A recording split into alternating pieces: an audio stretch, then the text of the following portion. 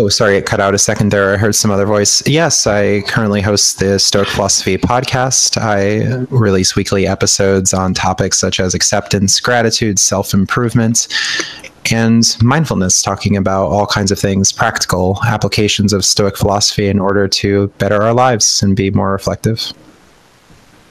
Nice. And Deconverted Man, you want to introduce yourself? Deconverted Man here. I do logic and sometimes lobsters, and outright lie sometimes shows up in the videos, which is horrible because nobody likes it. But my focus is on skepticism and logic and analyzing different arguments and picking them apart and saying why they're wrong. And sometimes I do random silly videos. So it's kind of a mixed bag. Thanks for having us on today. Oh, thank you for being on. And so what we were talking about, well, actually we were talking about a lot of things before we went live, but what do we want to start with? Anything? I think you had that article, and then of course the JB Peterson interview thing. I like the article might be a good start because I think that's a shorter talk than the other one. Let me see. Oh, that article made me mad. Oh man, it triggered me. I don't know if I can contain it. I can actually pull that up. Bing, it's showing up. Is it showing up? Let's see. I like how we're facing away from each other, Justin. Like, I'm not looking at it. It's not showing up in. Oh, wait a minute. Your face. Disturbing trends. Avatars just like look into the sky, like what's going on. Let me put it back. Yeah, we had some. I should have. I didn't think about that. That's funny. You go on the left. Oh, jeez. Well, we said we disagreed on the sort of type of cheese use on sandwiches. Yeah, you could put me on the left and him on the right, and we'll be. No, I don't want to look at you. I am looking at you because the Earth is flat and the universe is flat, and I'll just like look across enough space to see you. There's a space between us. Yeah. Filled with disturbing trends. Disturbing trends and white privilege, as the article is talking about. His avatar is all white, so. I mean. So that's a privilege. So emotion. Valuing emotion as knowledge. It fights. Well, first of all, I got stuck on that first part. Yeah, it's an interesting headline. Go ahead and read. Give me the link again, because I'll read the title, or you can read the title. Somebody can read the title. Yeah, valuing emotion as knowledge. It's an interesting thing. As some Stoic perspectives on that. Well, okay, we're to recognize our emotions, and that has a lot to do with our interpretations of reality, but to also be skeptical of that and to question, okay, well, is this emotion I'm feeling going to be something that's productive? Is this something that's helpful to my day? Might it be destructive?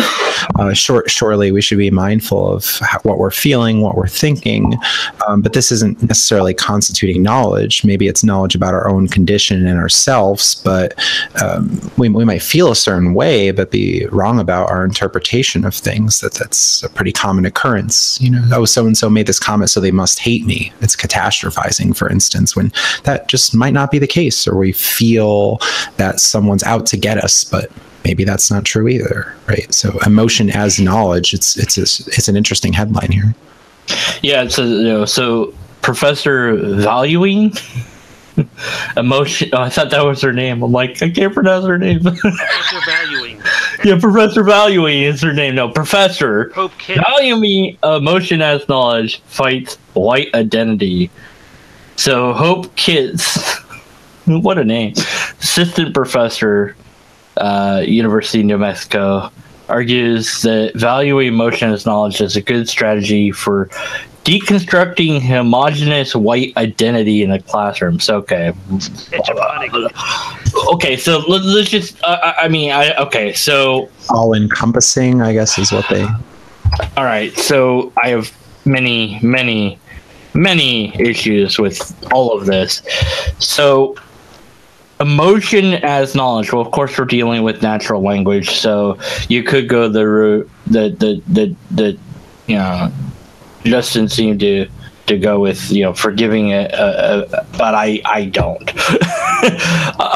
Basically, to me, you're saying that emotion is true, like in the sense of how I feel about something changes reality, in a sense that I don't like that, therefore that's invalid and not true and not real, and it should be destroyed and dismantled and never spoken of, and nobody can ever say it again, kind of thing.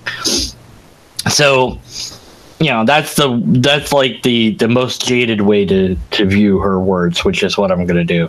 And then you're saying that valuing emotion in the sense that it is either a replacement of knowledge or is knowledge, like I know that I feel X, therefore that matters more than anything else. So I feel like evolution's bupkis, so it is. I feel like I'm being oppressed, so I am. I feel like this is unfair, so it is. And so on and so forth. And then to tie that into the next bit, which is almost like a non sequitur, like I don't know how one ties into the other. Like how is white identity? How is recognizing emotion X, Y, and Z as real and true, or however you want to put that? Like in my view, again, it would be like replacing truth with emotion almost. And so, or again, if you want to go the more soft route and think, well, maybe she means that you recognize how you feel, which would be fine. Like that's what Justin was saying, right? But what's behind this is the Western-centric nature of this. It's assuming that the world revolves around, North America and Western Europe. And so most of the people live in Southeast Asia, between India and China. And are they, what do they have to say about this? Well, yeah, I don't know. But then you take that emotion as knowledge, and then that somehow is a strategy for deconstructing homogenic white identity, whatever the hell that means. Yeah. What does that mean? Hegemony. It's what like does that even mean? It's like an all-encompassing aspect of something. Identity? What is? I mean, what is these word salad? Yeah. Like you said, words. I saw words. What do you even mean by that? I mean, yeah, maybe they mean this is a white identity of this Western focused white. Does any race of color, and I hate that we say race because I mean, because it's human race, and I think we should have a different word, but whatever. Like so, is there a Asian identity? Is there a Hindu identity? I mean, is it just skin deep of color? I mean, is there a black identity or an African American identity? Is there Native American identity? I mean, is there yellow? Is there a albino identity?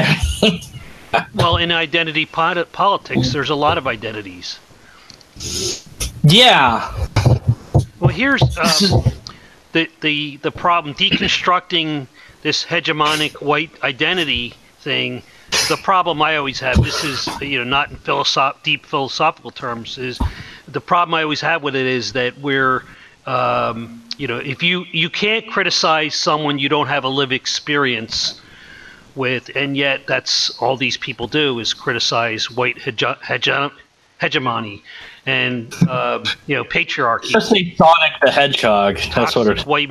Justin on Facebook had the thing about toxic maleness, and so and some of the people were saying, well, what if we started talking about toxic femaleness?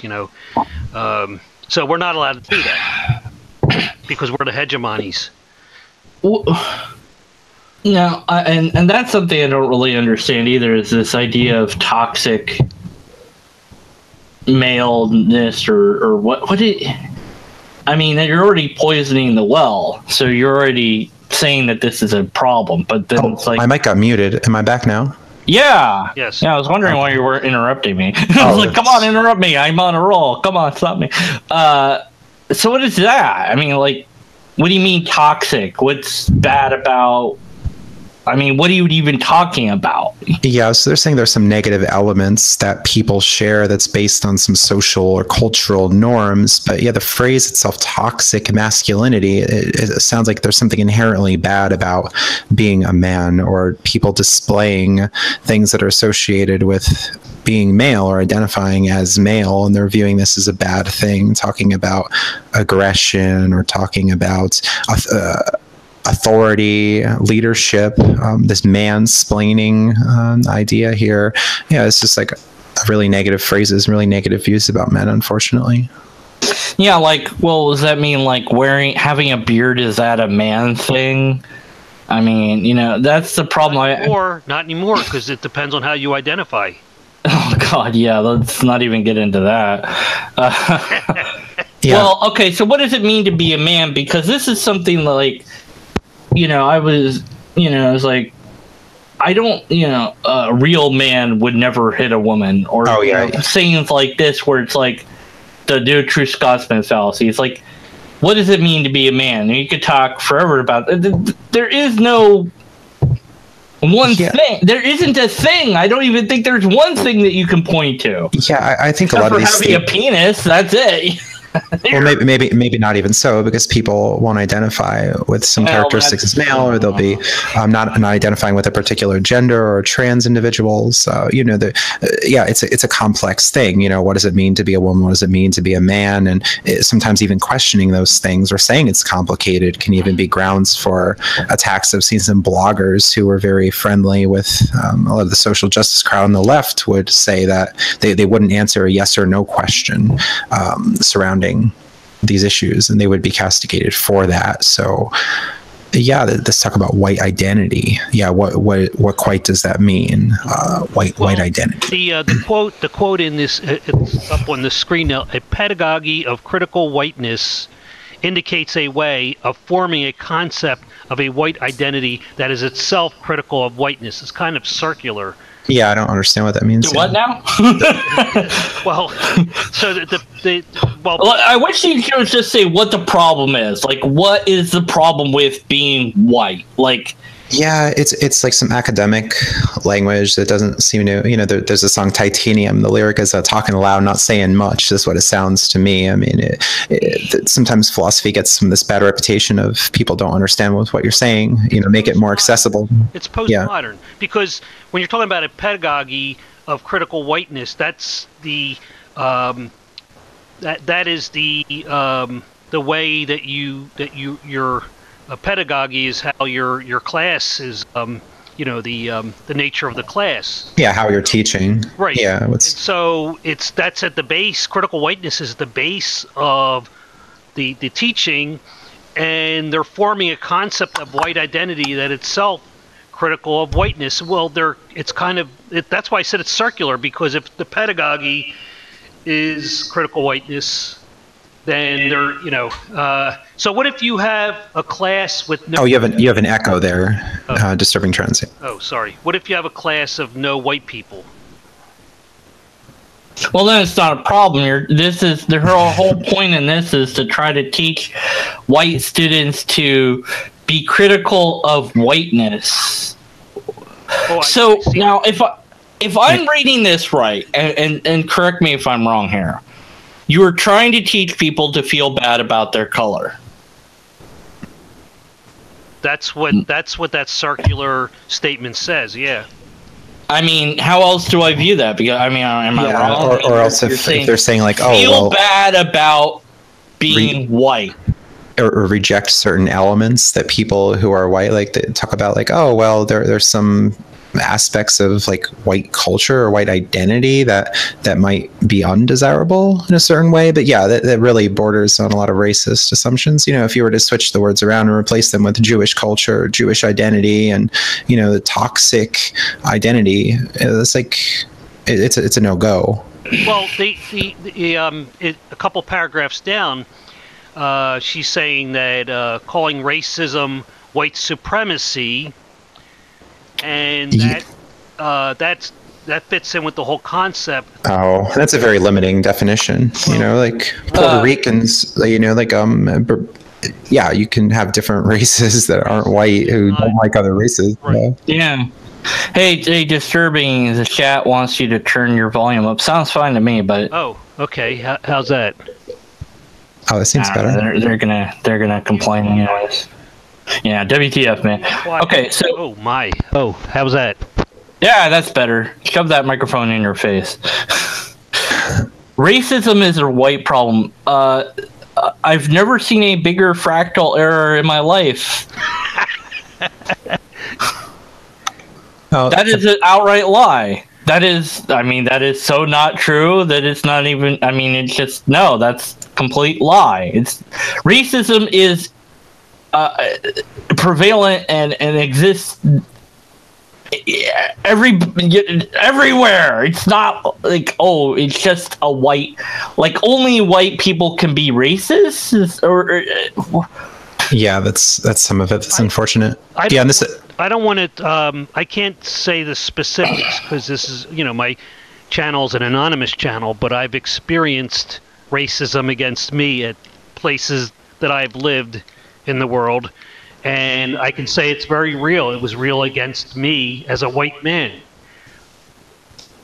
Yeah, there's this talk of just assuming all these parts about you, and like, and you have this male privilege. Well, okay, maybe I've had a harder time in life because I don't have this certain advantage, or maybe I had I was in poverty growing up, or I had this challenge, I had a disability. They talk about the intersectionality, that we need to consider all of these aspects, but then they're just saying, whiteness is a problem. Like, so that kind of, the thing is, the whole system, the whole ideology is self-contradictory, because the goal is clear, I think, because you look at what what they're achieving, right, and then you assume their motive, and it's like the goal is to deconstruct and ruin civilization, specifically Western civilization. I think they might want to. They're probably thinking that they're doing good and that they're helping, but they cause more division. But the goal is obvious when you look at how it's working out, how it's playing out, and the fact that even if somebody that's in the group, if you say anything that's not a talking point, like the one feminist had written, how can you be trans race?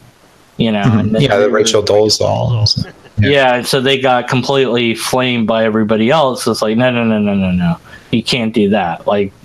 So I wonder if that red pilled them or not, and they got woken up to the fact that feminism is just, nonsense. But well, and then in the same paragraph, it says, if the power of dominant ideology, in this case, whiteness, rests in its invisibility and anonymity, and identifying it and discussing it are initial steps towards its perception and subsequent deconstruction.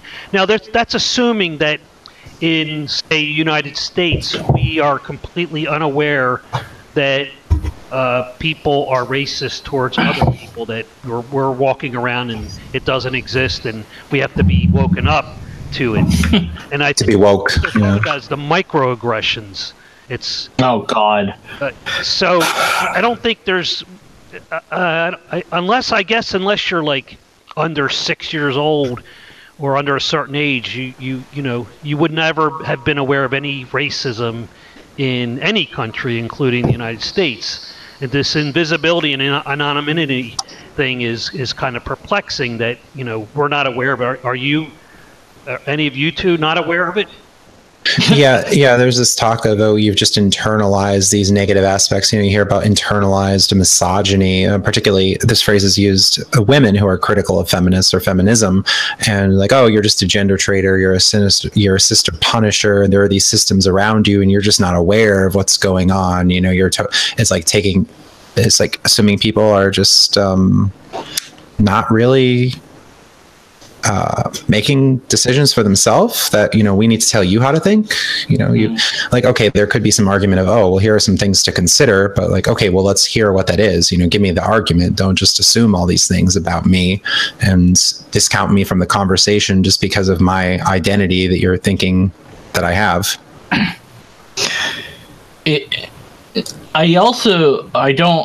comprehend how you can have mostly white teachers teaching this ideology that, you know, feel bad about being white, basically. So it's like, yeah, but you're white. Well, I feel bad about it. So you know, it's like, yeah, it's like, oh, I'm not that bad person. You know, you've seen this with a lot of the male feminists. They'll say, oh, you know, well, yes, I say all these negative things about men, but I'm not that, and then they just get allegations thrown at them anyway at the end of the day. And that's why I brought up albino, because that's the whitest person you could have, but yet albinos in like almost every society where an albino is born into, they are usually like killed and, you know, just horribly, you know, if not killed, then just tortured and shamed and then killed. I don't, you know, but albinos are typically outcasts from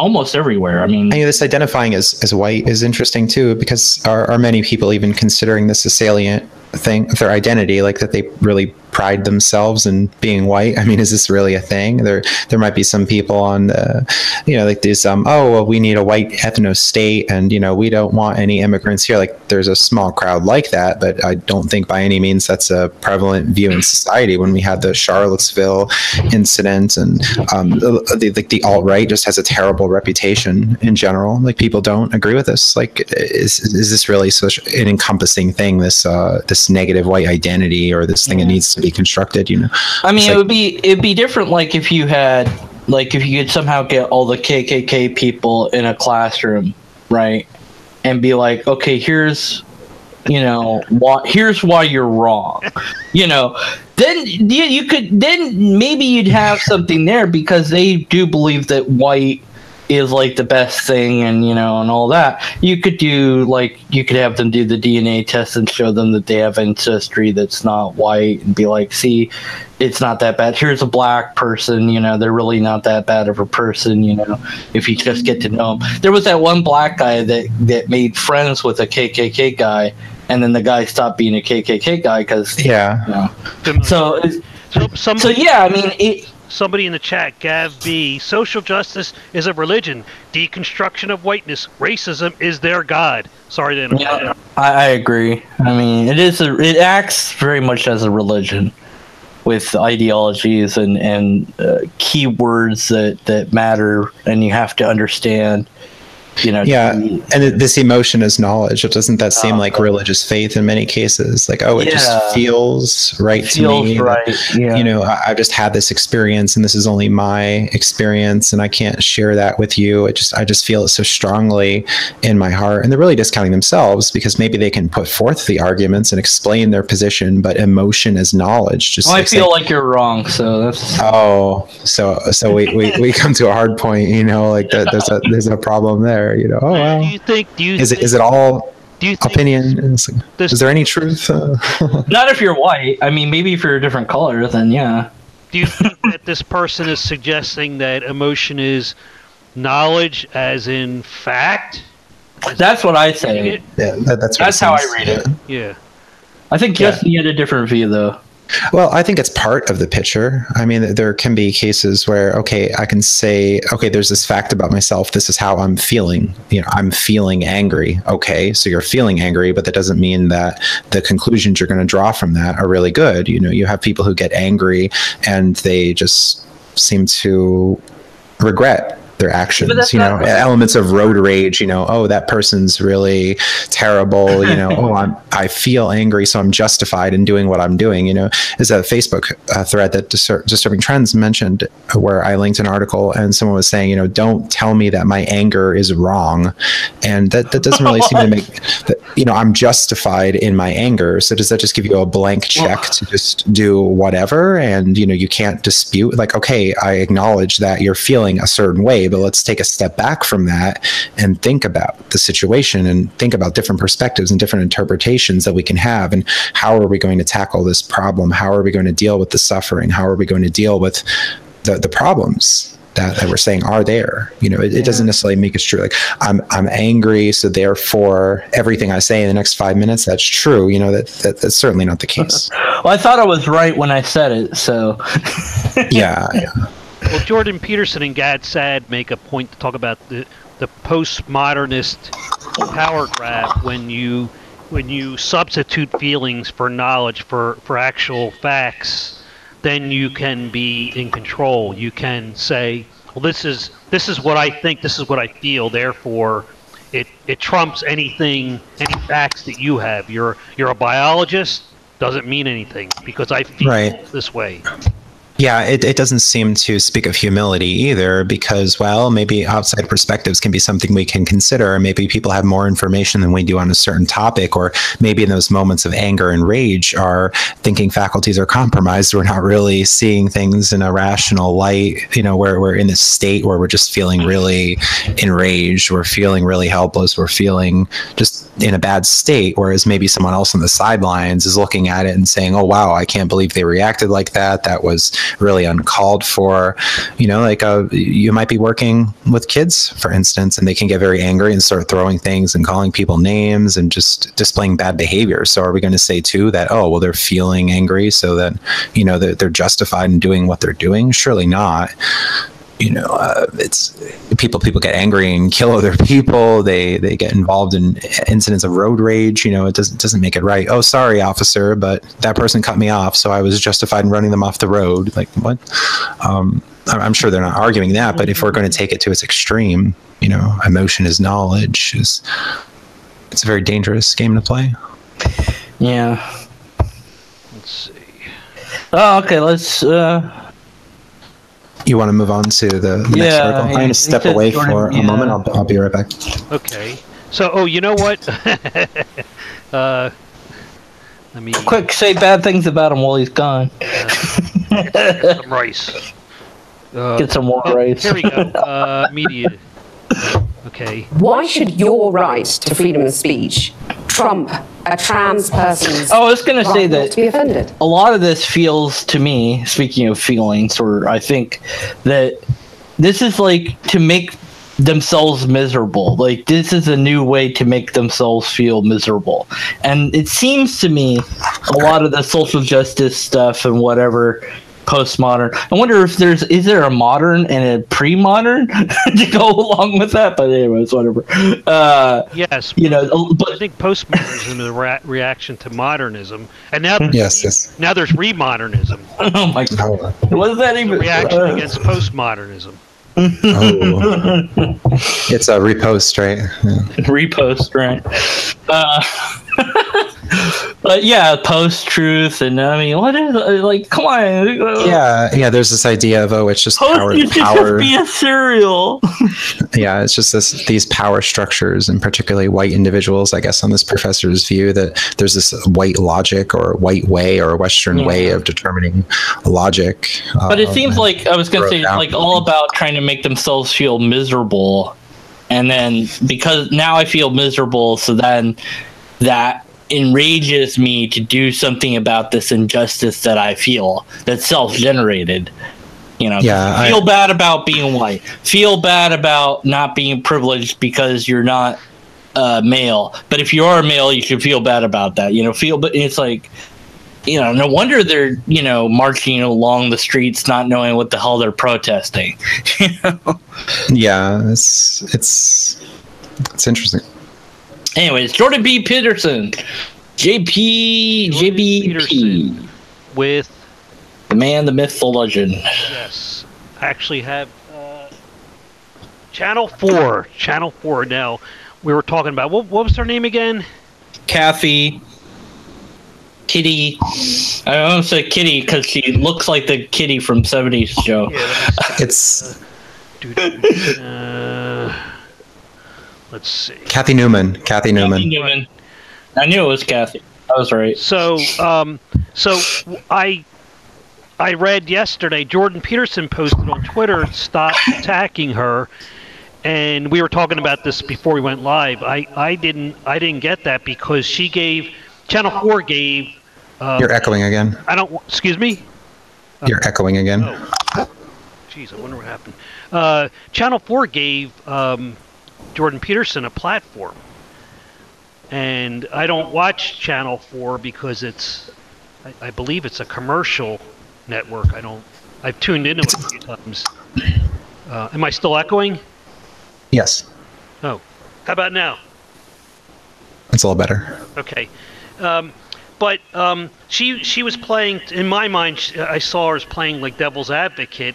And I think that when people are complaining about her, she didn't jump up and down and bang her fist and scream at him and say he's a white male pig or something. He had the opportunity to present his case and he had a smile most of the time. It was an opportunity to reach a greater audience, and she could have been a yes man, been there to just nodding her head and agree with him. I think she did a great job of challenging him. I don't think you agree with me, Deconstructed Man, or do you? Deconstructed Man. Sorry. Yeah, you've deconstructed my social construct of whoever I am. I don't know. I should deconstruct man because, Yeah, are you Deconverted Man, or is it something else? Yeah. I don't know anymore. What does it mean? What is Sorry it? about that. I'm deconverted cis white male, so yeah. All right, we've deconstructed you. Well, I saw the only, we talked about this earlier. The only. Oh yeah, the attacks. Right now I can say.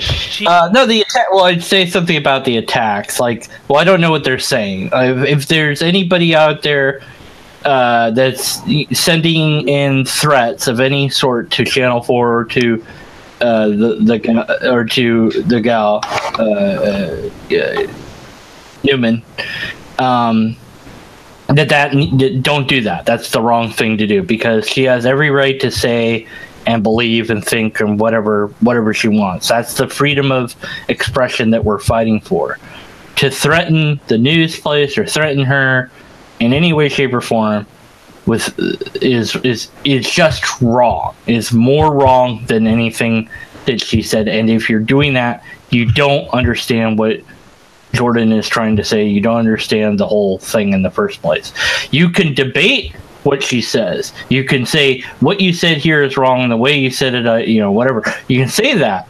You can write letters like, I don't like that she said that. But you cannot threaten people or groups with harm of any sort. It's just wrong. And if you're doing that, you need to stop. That's what I would say about that. Yeah, and I don't know. You hear all these vague complaints about, oh, I'm getting these threats, I'm getting this harassment online. I mean, this has been going on all years, but it's just the internet. Peterson's pretty popular. People are following him, and trolls are online. So threats are bad, okay? Like, everybody's already in agreement with that, and certainly Peterson's not responsible for any of that. No, so, but I'm glad that you said, don't. Yeah. It came up in the interview, right? I mean, they're saying like, "Oh, you have an army of people that are going after people." Like, well, no, it's not my army. No, it's just people on the internet. Trolls are trolling. People that decide. That doesn't make it right, but that's just the nature of the internet. I mean, yeah, not even that. But people do write. Sometimes do death threats. I think it's become. I want to say it's become, unfortunately, more common than it used to be. Because it used to be like really serious if somebody made a death threat. Now it's just like, came from the internet, whatever. But they do take it seriously because you should. You have to. You can't not, right?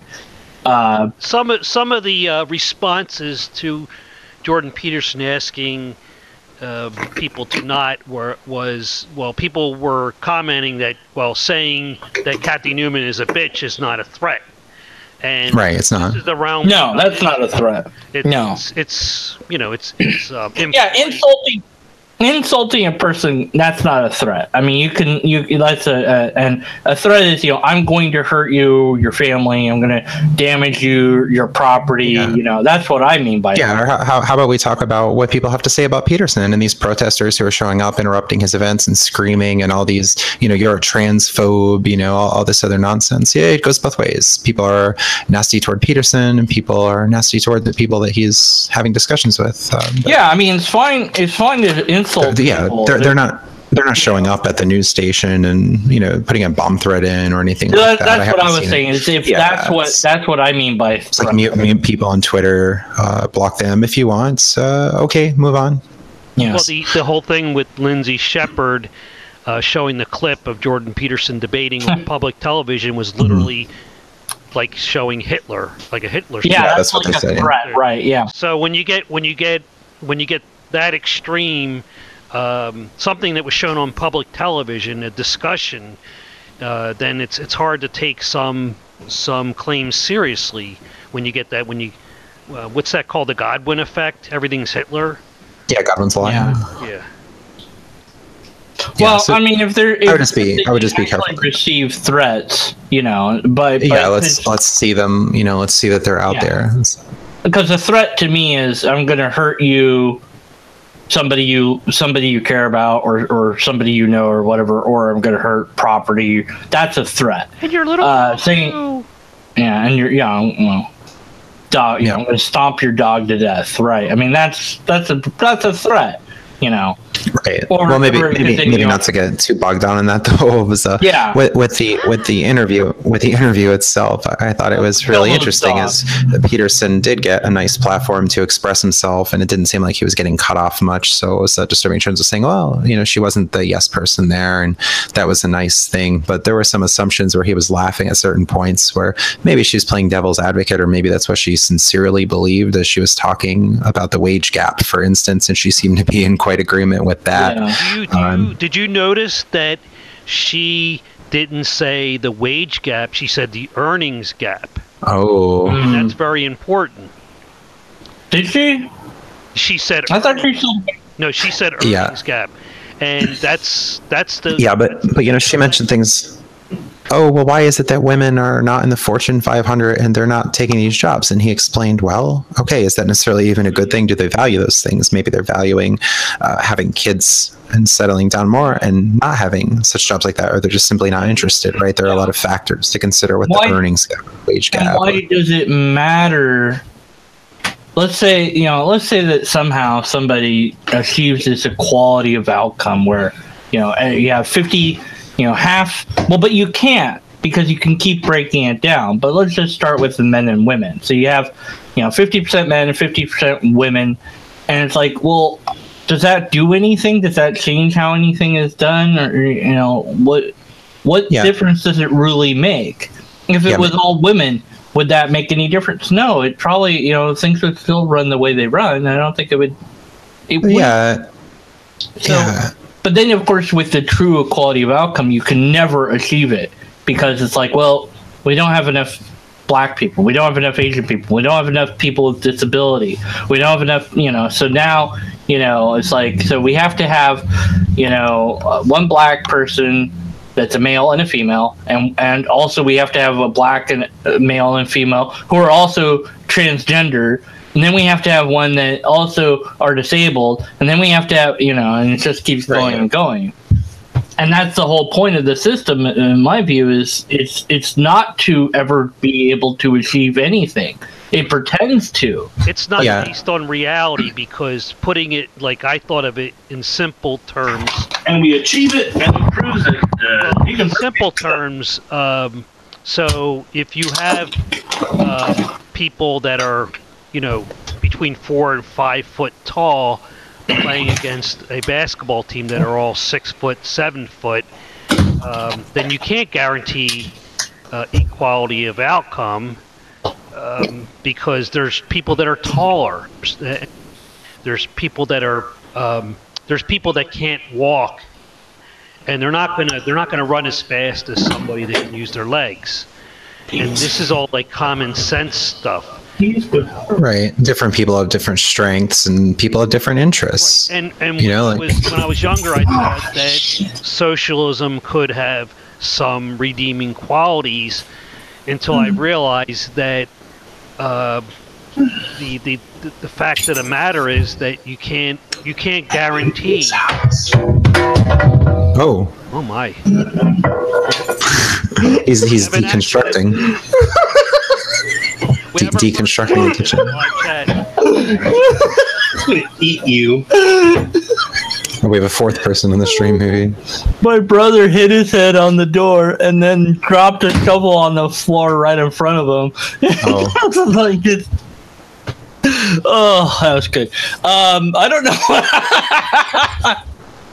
I don't know what I was gonna say. Well, you want to reward somebody equally, somebody that gets up and puts a long, hard day in, and somebody that doesn't bother to get out of bed and they get rewarded. That's the equality of outcome. Now that's extreme. That's an extreme case, because most people get up and do their fair share.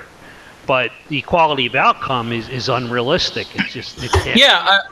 So it'd be like, okay, I don't see, for example, like if people wanted to have a women's baseball team versus a men's baseball team, I'm fine with that.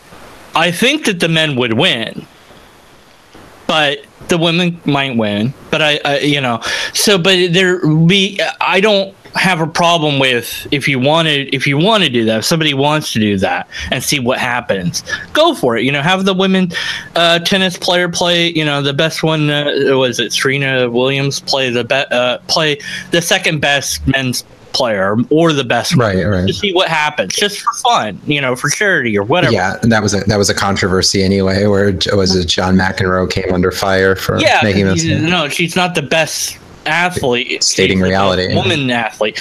Well, let's play it out and see what happens, just to make it like, see, she lost to the guy, or if she wins and be like, hey, then she won, okay, who knows, because there's a little element of chance and things like that in there, but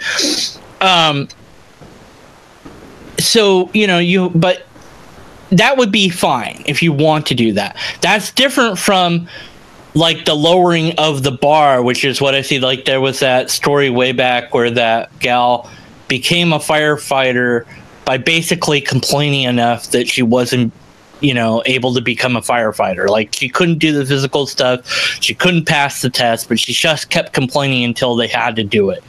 Oh no. And so like I hope they gave her a desk job or whatever, but they did. They made her a firefighter, shut her up. I don't know why they gave in to her. They should have ignored her and said, bug her off. But whatever. So it's like, look, if you can't lift X amount of pounds, that matters. Not because you're a man or a woman, but because that's a requirement for the damn job. You have to be able to carry that heavy hose or another human being up and down stairs. Right. So, Yeah. Looking for equality of outcome in all these cases is not going to happen. Right, I mean, you have, and again with like basketball players, they get taller and taller, and then they move the basketball hoop higher and higher. Well, or you could just lower it and have a bunch of short people play. Whatever, it's the same. Yeah. Yeah, and even Peterson was saying, right, you have some women-dominated professions as well, like elementary school teachers, nurses, and that just people gravitate towards certain fields. But people want this simplistic idea of, oh, well, the women are being kept out, we're being oppressed. Women are kept out of tech and STEM and all these other things, right? But of course, it's just not. They never complain about the reverse, like in the sewage waste treatment plant. Or jobs. It's overrun by men. Where's all the women garbage collectors and sewage treatment women? We've got to have more women in there. So it's like, but that's not glamorous, right? But you could now see that would close the wage gap thing. Well, I had a job early in my career where part of the job description was you rarely had to do this, but being able to lift up to 75 pounds. Yeah. And the women wanted the job, but they couldn't regularly lift 70. They didn't want the standards that the men had to follow, and the men there were objecting because they had to do the work. They had to do that work for the women, and they were getting the same pay. Right. And this is for a large corporation, so trust me, it was the same pay. There was no 9%. Yeah, it's not like I'm making this rule because I don't want you to fill the bill. I'm making this rule because it's a requirement for this thing to be done. you want people who can meet the job requirements. Yeah, it's a safety issue. Otherwise you're asking somebody else to do that. So, well, okay, fine. But then they're going to get paid maybe a little bit more because they're doing that in addition to everything else. Yeah, and you can't have it both ways. Yeah, and these higher paying jobs happen to be the more dangerous ones. And yeah, are women really willing to take those risks with something that Peterson says, or maybe they'll play like a safer model and they won't go into the fracking careers or I was going to say oil is huge. My God, I mean, moving these oil rigs around, I could have made, I don't know, 10,000, something crazy a month. But you had to really, be able to move stuff. And I'm not a big burly guy, so I couldn't do that. Maybe I could do it for a little bit, but not for a consistent time. Well, so there's a gal that could do that if you've got muscle women. So there's nothing stopping somebody from doing that. Well, Peterson talked about and Kathy Newman tried to nail him with, you're saying women are as intelligent as men, but he was talking about personalities and the traits of women are more agreeable than men. And then I like the part where the gotcha moment, and she had to stop and say, yeah, you got me. That was the freedom of speech, because it's not right for you to offend these people or whatever. It's like, well, you're offending me. Yeah. Whoops. I can play that game too, and then every conversation just gets shut down, right? Which is the whole point. I see. Yeah. They're not addressing the issue. I want to go with Poe's law and this gal, and I guess you could go with she's playing devil's advocate, but I kind of went with she believes what she's saying. I don't, it seems so silly. And then you go, well, maybe Poe's law. I don't know if she really believes this or not, so I got to be skeptical and not, until I find out what she believes, not say anything on the matter. But I'm still going to make fun of her. I think of it like this: when you watch Fox News, they're screaming at the liberals. When you watch MSNBC, they're screaming at the Republicans or the conservatives. And so Kathy Newman's doing her job, and she's getting Peterson to shine. I thought she got him to shine real well. Yeah, but there's ways and there's ways. I do, I guess the so you're saying bit, that really got under my skin. It's nothing but a straw man. It's like, look. Yeah. Instead of just asking a question of, oh, what is your perspective, or like you're saying, is just assuming like, oh, when was the last time you beat your wife or something? Yeah. Like, so you're saying. Also said Chairman Mao, which he said, yes, I said that. Then she had to throw in Augusto Pinochet. Yeah.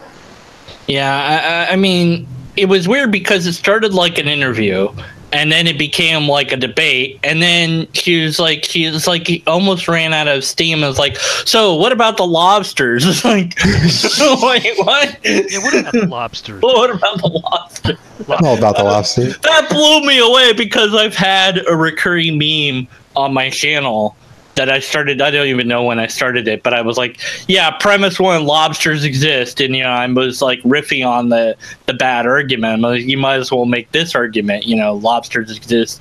Either lobsters exist or I am not God, therefore I'm God. I win. You can't disprove lobsters exist, therefore I win everything, And then lobsters just became a part of my thing every now and then. And, I have drawn on my channel banner, and I've had people draw me riding a lobster, and then Jordan Peterson comes out with this lobster thing. I'm like, oh my God, it's everywhere. What have I done? Crab people. It revolves around Deconverted Man.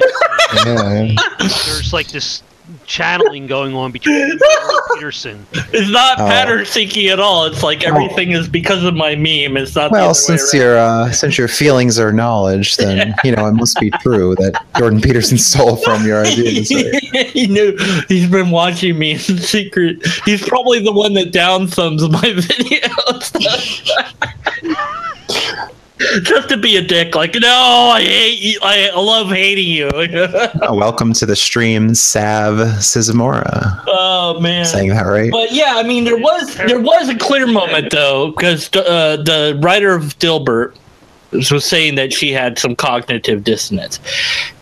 I think that's reading a lot into it, but when she was saying about the pay gap or the earnings gap, I'm not sure. I'd have to go back and listen to it because I thought she said one thing. Maybe she...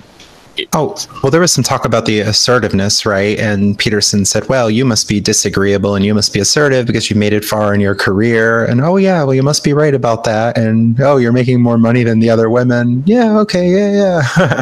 So... Yeah, like somebody behind the scenes that's a guy that's doing something, he's working the same profession, but he's not going to get the same amount that she is. Right. And so the key part there is the reason absolutely matters.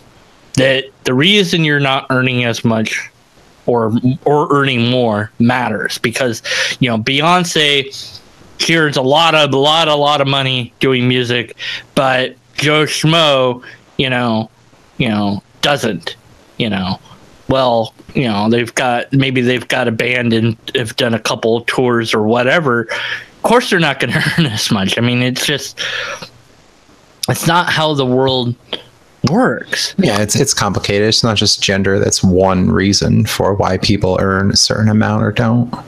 And then the other idea that somebody had expressed on my channel, maybe we can talk a little bit about this, is that he said that the government or the businesses, there should be a thing that gives you daycare and gives you paid leave so that you don't have to give up being a parent. And so therefore, this would enable women to become CEOs. So where's that money going to come from? Who's going to pay for it? Well, who knows? But let's just pretend that we did that. Because I don't think that would close the gap at all. Because there still wouldn't be women that go into CEO positions. It's not just the family thing. That's one reason. Right, Another thing is the personality. So what are you going to do? Is try to change somebody's personality from very young age. This is the thing they do with there's all these girl toys on the market and things to help try to encourage girls to be interested in tech. And I'm like, the thing is, they're either going to be or they're not going to be. You can't force you. It's nature beats out nurture all the time, and there's been many studies on that. So it's like, the fact that we can put a toy truck and a toy doll in a primate enclosure and the boys will play with the truck and the girls will play with the doll every time, that ends all debate for that. Well, but even within one gender, so even if it was all males competing, it's the same thing. There's certain personalities move to the top.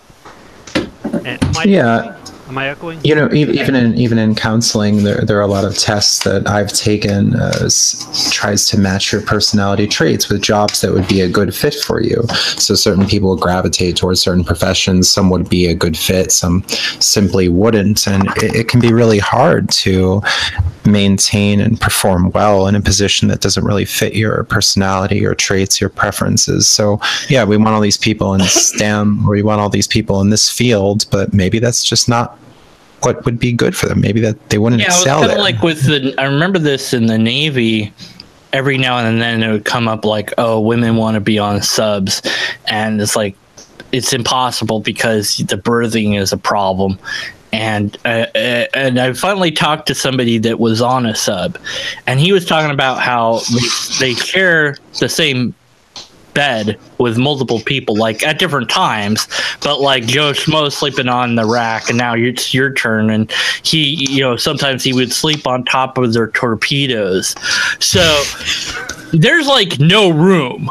So first of all, to be a woman that's that can be in a sub, because you have to have a certain mental ability to be underwater and be in an enclosed space, and you can't be claustrophobic, and you can't not work well with others because you're stuck with those people and there's no escape, and it's a dangerous environment. It's a stifling environment. There's only work. That's it. You work until you're exhausted, and then you go to sleep and you wake up and then you do work, because there's like issue with, like, say, when you're talking about the issue of the submarine, isn't an issue of it's the birthing. It's where you sleep is the biggest. Right. And you have to have male, female core. You have to have restrooms or there's not accommodations. There's not enough room for it. But even if we made enough room, it still wouldn't work. It just couldn't work. I don't think. And they talked about doing an all female sub. Well, there's not enough women that want to do it to make that happen. So it's like, look, it just doesn't happen, And they talked about how the SEALs and things like this, where women can't even try out. It's like, sure, let them try out, but yeah, they're going to pass the tests, and the invitations are out there. People can go and pursue that if they will. I mean, maybe some encouragement would drive them there, or maybe they feel that they wouldn't fit in, and maybe they can use a certain esteem boost. I mean, there have been some local programs. It's like a girls' tech camp, and some programs that are specifically aimed at getting women involved in politics or certain fields. And okay, go do that. I mean, that's a productive thing if you want to try to do that, and maybe it'll work for them, maybe it won't. So do something about it, rather than, women are being kept out, or talking about how terrible of an environment it is, when it really might not be the case. And okay, well, go ahead and try if that's your thing. Well, somebody have the opportunity. Chat Sav says his sister's an engineer. When she was looking for work practice after 4 years university and a degree, someone interviewing her was like, "But women aren't interested in engineering," and that to me that's a wrong way to. That's the people saying that were wrong, because she was interested in engineering. Yeah, maybe would she be a good engineer is another issue. My headphones. Yeah, and if she's not interested, then so what? I made this recent podcast on shunning social approval, and okay, you might not fit in, you might not have, I don't know, you might have interests that are different than others, or people might say, oh, well, you wouldn't be interested. Well, okay, give it a shot. If it's really your thing, if she is an engineer, well, then keep pursuing what it is. If you find fulfillment in it, if it's a good fit for you, then go ahead. Okay, who cares what the other people say? This is a men's field, this is a woman's field. Well, if that's for you, and that goes back to that whole a real man thing, like I would hear, or every now and again, real men don't cry, or I've only cried like once in my life or twice in my life or whatever, because I'm a man, and it's like there's nothing wrong with crying as far as I know, but okay, so is this all based on some sort of stereotypical view of, like, that you can't cry, you can't show up emotions, and you work all the time, and you're a lumberjack. I don't know. What is this stereotype mold of male that they're going after? Because I remember as a kid, I was given access to at least one doll to play with. And because my mom thought it was really important that I develop some sympathy and nurture, right? And so I did. I did, because I think she wanted me to, but I think that it's just like that's a result of the time I had on my own or whatever.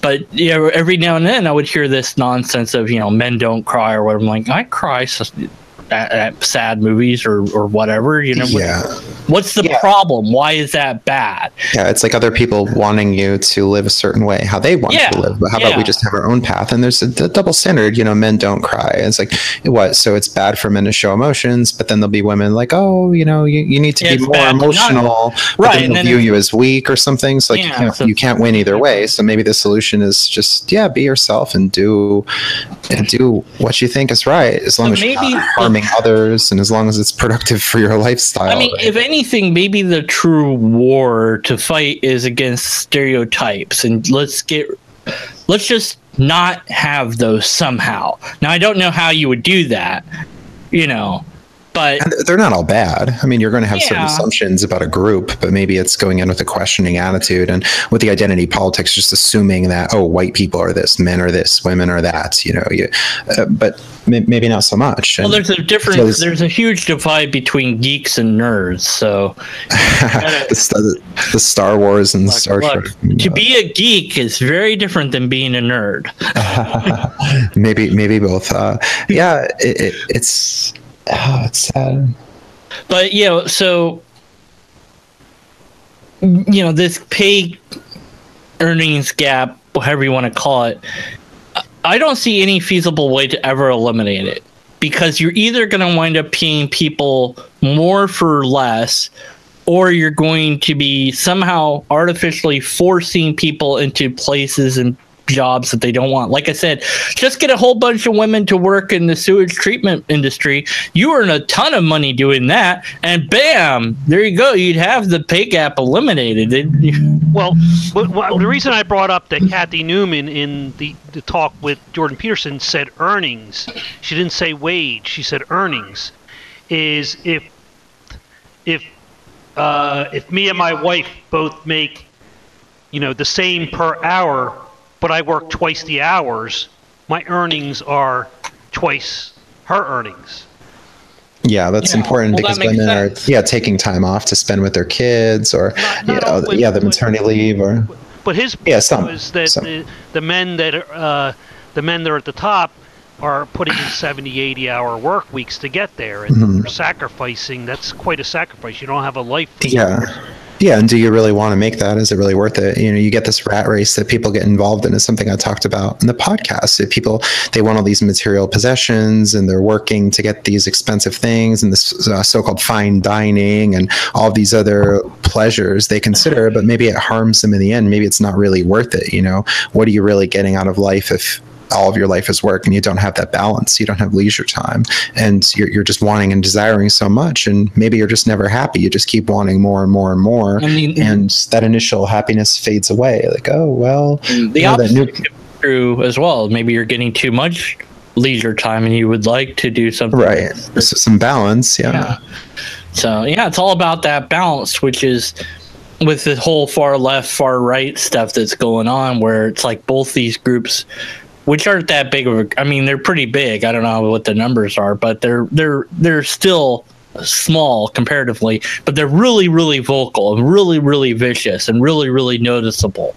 And it's like, it's all about that balance of, let's get to some of this and some of that, and just, have this, and the number one thing that scares the bleep out of me about all of this is the shutting down of discussion, the shutting down of being able to talk about ideas that you can't talk about this. You can't give that person a platform. You can't allow, you can't show Jordan Peterson in a classroom because and it's like, when you make ideas, even the worst of idea that you could come up with, let's say, it's like, let's talk about eugenics. Maybe that's a good idea. Let's talk about genocide. Maybe there's certain people we should genocide. Let's, well, that's a pretty deep thing, but you've got to be able to discuss it. You've got to be able to analyze it and compare it and contrast it and crush it with words and logic. Because if you don't, and you say, I've got my truth, you've got your truth, you've got your feelings, I've got my feelings, and we can't reason with each other, then there's only one option left, which is physical force. I have to force you out of society, either by throwing you in jail, removing you from the country, or removing you from the mortal coil, or you have to do the same to me, because we can't reason with each other using words, and that scares me. Yeah, to be civil and get the ideas out there. Is this idea of what sunlight is the best disinfectant. These ideas from, what's it, John Stuart Mill of, okay, well, let's not stop these people from speaking. They can get their ideas out there, and let's rebut them. Let's hear what they have to say. I mean, maybe we don't want to hear all perspectives, and some perspectives are so discredited. The flat Earth movement and the vaccines cause autism, and some of these things that are just. The flat Earth movement has members all around the globe. Yeah, all around the globe. Yeah. website. Oh, that's pretty funny. Yeah, so we could talk about these ideas and have some reasonable people at the podium and some purposes for the events rather than trying to shut them down or ban people. But surely we won't let everyone in, and there are some considerations of what to do. But yeah, let's have these discussions and not write off Jordan Peterson, and there's some more rational people. And I don't agree with everything he says, and I don't agree with everything that anyone says. I'll have my disagreements, but to write him off. Oh, you're a transphobe, you're a bigot, this and that. You're just like Hitler. It's just really unfair. I mean, it's about hyper, whatever that word is. I'm looking for hyperbolic. No, hyperlative starts with hyper. I don't know. Hyperbole. Yeah, something. I don't know. It sounded better in my brain before I started to talk, so I'm going to shut up now. Well, Deconverted Man, we were talking several nights ago, and I had mentioned that I see this in my and I think Justin has seen it in his personal life, where you're around people that are mostly left of center, very left of center, and they equate opinions with violence and react really badly if you disagree with them. And when you see that in real life, I'm not talking about watching a Jordan Peterson video, but when you're sitting there with a group of people who are intimidating the one person in the room that's a conservative, and not wanting to speak, they fear for their safety, as I've been told by, people in these situations. I don't want to give away what these situations were, but I've experienced that, and having opinions myself, and people not wanting to even hear my side of it because it's not here. It's like presuppositional. We're all progressives. We're on the left. Therefore, we cannot discuss that this is valid. Yeah. And, I was talking to Kristen Thomas a while back, and she's somebody you guys might want to have on at some point. But at any rate, and she's in college, and she finds a lot of times that she doesn't speak up what she thinks or believes, because it's just not worth fighting that battle. So she kind of silences herself. She'll hear people saying this or that about, Trump, whatever, the bleep, and it's just so ludicrous. It's I know Trump says a lot of stupid things, but he, whether he is or isn't X, Y, or Z is a different question than whatever stupid thing he might have said. Somebody had said online, he's a pedophile. He's a 3-year-old pedophile. And I'm like, really? Do you have evidence that he's 3 years old and is a pedophile? I want to know, what they meant to say, he acts like a 3-year-old. Okay, fine. What about that whole pedophile part? Because it's pretty sure you don't have any evidence about that. Yeah, he's the devil incarnate, so racist, it's look, bigot, fascist, you can literally Hitler, fine, but there's some things that you can say that are just ludicrous, and people in the college will be saying these things, and rather than debate and wind up seeming like I'm on the.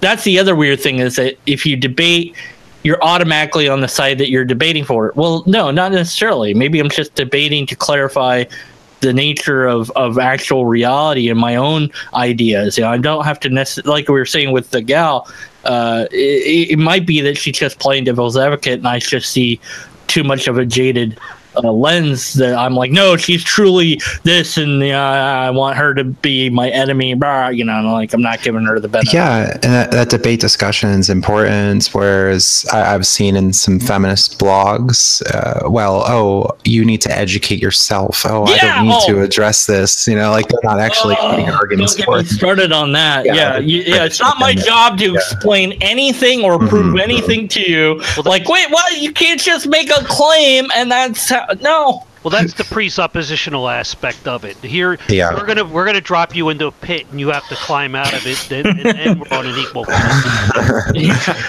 And we're gonna fill it with snakes and water. Cool. Maybe I'll float and be killed before it. I don't know. Yeah, But, so it's just not the dialogue. Yeah, so at any rate, that she was saying that, here she is on college campus. She doesn't agree with a lot of this nonsense, but she censors herself in many ways. Not all the time, thankfully, but a lot of the time. And I'm like, that should be the complete opposite. It should be that everybody is saying everything that they want to say all the time, because isn't that the whole point of education, is to get different ideas together? And yeah. I mean, if we can't question things, then we can't learn. So, Yeah, to teach you how to think, not what to think, right? Is this college idea. And even in a lot of the philosophy classes I've had in college, we discuss a lot of sides of the issue. It wouldn't be just, oh, here's this one side, here's what's to think, and here's why. And even in all these like gender studies classes, they've been criticized, like activist classes where, they're just starting with these assumptions. Yeah, like I could go in a philosophy class and say philosophy is useless. Well, that is a philosophy. Yeah, that you're making a claim there. We can debate that, right? I could be like, philosophy is useless. Let's talk about that. Okay, we're gonna talk about how philosophy is useless, and but it's not like it's a taboo. Like I can't say it, right? I could go in a science classroom and be like, I don't believe in any of this chemistry stuff. Here, let me mix this together, see what happens. Well, I still don't believe it, but I got exploded, I guess maybe, I might have been wrong, but maybe you feel that it was the chemical. Yeah, I feel that it was the chemicals weren't good. Yeah, years ago on college campuses, it was interesting as Ray Comfort, the creationist, was out and about on college campuses, and people were going and distributing materials, and the reaction from a lot of atheist groups on campus wasn't to ban him from universities, but actually we're going to put on this event about evolution and tell you about it. Okay, well he's passing out these books. Okay, well we'll hand out our books and we'll have our events and we'll actually discuss these issues. And okay, let's have this conversation. You have competing people. Like you have one guy on one day and you have the other guy on the other day, or you have them on at the same time, so that you have to choose which one you want to go listen to, or you have them on one after the other, so it's more fair. But here's the thing, and I don't know if you guys know James Rolfe, the angry video game nerd, at all, but way back when the stupid reboot Ghostbusters thing came out, he's like, I'm not going to review it. I'm not going to watch it. That's it. And I was like, it's brilliant. Just don't go. If you don't like Milo Yiannopoulos or whoever, don't go. Just don't do it. Just and then get somebody you want, whoever it is you want to hear. I want to hear Anna Sarkeesian because I enjoy pain. I want to hear her speak. Okay, fine, great. You get the money together and have her come and talk or whatever. But just because you don't like X, Y, or Z, don't go listen to them then. Just don't. Nobody's forcing you. Oh, they're speaking. Oh my God, I disagree with them so much that I have to trash the campus and set this scenery on fire because it's so bad that this gay guy is gonna speak. Oh my God!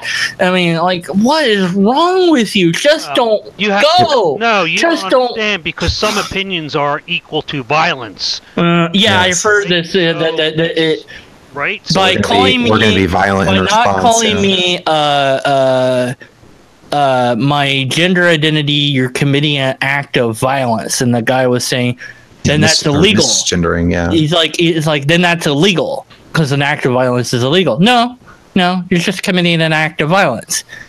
An act of violence that isn't illegal? Like, what? You're turning the word into some other word, and they do this double speak. Yeah. It's a comparison with, of course, you keep hearing the Orwellian comparisons because it does apply, because that's what they're doing with these words. It's quite problematic to borrow a word, and these definitions are. It's changing as you're getting different ideas about consent, about sex, and you have the whole Me Too movement. And I want the don't believe hashtag to compete with it.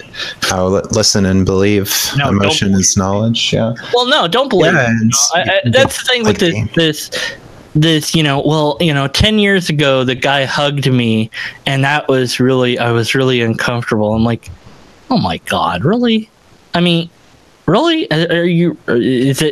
Is that really true, or is it just you want to be part of this movement and you don't care who you hurt along the way? The guy that's the Pixar guy. I'm thinking about that. But yeah, Disturbing Trends, you had a video about the Aziz Ansari, am I saying that right? The accusations, and even a lot of news channels are being critical of the accuser and finding some holes in the story. And do you expect people to be mind readers? And this is a tricky business. Be assertive. If you don't want to be in a position, don't go there. If a guy asks you to come back to his hotel, and maybe just don't go to those situations and just stay out of it. Like, take a self-protective measure. Like, you're putting it all on the men here and just blaming them. And okay, there can be some cases where people abuse their power and harm others and actually rape, right? But yeah, the definitions are changing. I know I didn't say yes, or you needed this enthusiastic consent or crystal clear consent, or you were in this position of power, and it gets really murky and seems very dangerous. Whereas some people are just opting out altogether and just saying, okay, no, I don't want to get involved with this, and this just isn't a good thing for me. I even included in one of my recent video within the last few months the issue of sleep sex. And there was articles. Oh yes. How it's wait, what? Sleep sex with your partner, and even if they agree ahead of time before you fall asleep, they still can't consent. Oh God. Or both people are drinking alcohol, and that's considered rape under some definitions. So it's problematic. So Justin was asking when we were going to wrap this up, but I know you Justin mentioned earlier before the chat when we were discussing it, New Year's resolutions. Did you want to bring that up before we? Yeah, it's an interesting topic, as a lot of people will talk about these resolutions. Oh, the new year has come. I want to change my life and make all of these changes. But it doesn't seem to work for many people. The failure rate is really high. Maybe Planet Fitness gets really busy in January, but then 2 weeks later, it's back to the normal crowd, for instance. So maybe just have lifelong resolutions and just have certain goals to aspire to, and just make it a more gradual process. And just sit down and think about your schedule. Think about what you want to accomplish, and take some small steps and take power and take charge in your life. You got something against the 2-week paleo diet? How about an octogenarian diet? Just live on oxygen. My resolution is the same as it's been for years, which is not to make any New Year's resolution. Every year I break it, though.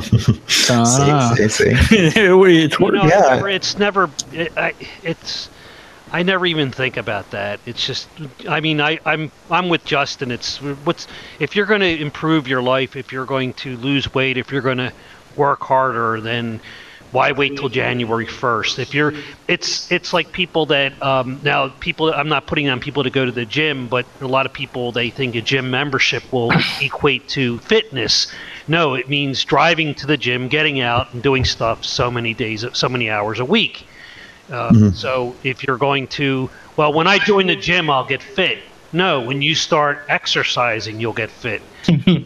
Yeah, you have to commit to that and set up some sort of routine and order in your life and keep to patterns, right? It's not going to be an easy process to make significant changes. So I guess it can be a good thing in some senses to reevaluate and think, what do I want to change? So maybe taking some time to think about that and have a realistic plan for getting to that goal, and maybe utilizing information from friends, the internet, many different resources, and see how you can attain that. So have some hope and some courage to make some changes in your life. I think that's why Jordan Peterson's simple message of clean your room resonates so well, because it's a little thing that you can do. It's a very little thing, and so just change one little thing every day. I'm not gonna sit on my butt for 5 hours. I'll sit on my butt for 4.5 hours, and then I'm going to stand up and walk in a circle and then sit down again. Then tomorrow I'll do that again, but I'll do it for a little bit longer, something like that. But micro changes instead of microaggression. How about that? There we go. Deconstruct your life, right? Deconstructed, man. That's right, man. Be more like me. That's the solution. No, don't. Yeah, that's a horrible idea. Your room is interesting. It's a larger thing, right? He wants you to just reevaluate your life and make the changes. Maybe you can start small and start in your room, yes, but otherwise clean up your life, clean up your act, and improve your character. Don't waste the time and let life pass you by and procrastinate, right? Yeah. Make the changes as in Stoic writing. Let us play this later. Tomorrow never comes. Yeah. I'm sorry I haven't been looking at you this whole time. Oh yeah, facing the opposite direction. Yeah, that was my mistake. Let's just wrap it all back to the first thing. No, pick on me. Let's end this by talking about lobsters. Why doesn't, you know what? It fills up the whole screen on OBS, but it doesn't on YouTube. Oh, you'll have to resize the window for it. Yeah. You know what? I know it's a big learning curve. The solution is lobsters, man. Oh my God! Let's see if that works. Well, there's a delay. Yeah, so the gym, there you go. The gym membership is not enough. You need to do something with it. Yeah, so, well, I'll sign up for the $10 membership at Planet Fitness, and everybody has a membership. But, you probably save a lot of money by, like, buying a tapeworm. Just mean that and be like, here we go. Oh God, I just made myself feel sick. Yep, good. Yeah, I'm going to be having to head out for some evening plans here. So any other topics to discuss the next few minutes or so, or in about an hour? A little bit. Thanks, Justin. It's good to talk to you. Hope we talk more about things and philosophy and nice meeting you. Facing how philosophy sucks. That would be a good debate. That's like when somebody's like, logic. You don't need logic to make an argument. Oh, really? Yeah, what I'm about is practical applications of philosophy and having some impact on people's lives and talking about perennial human concerns. So yeah, we can talk about a lot of so-called esoteric matters or things that might not have as much impact on our life, but I'll just prefer the things that would be more practical and changes that we can make. Yeah. Personally. Yeah. Yep. Let logic and reason be your guide, and be skeptical of all the things. We need more discipline. There should be mandatory military service. Oh God, no. More discipline. Draft the women. Draft the women into the military as well. Right, and people with. Well, we had a logically coherent argument somewhere buried in all our talk, so you have to find it, everybody. It's not our job to point it out to you. It's not our job to educate you. Yes. Right.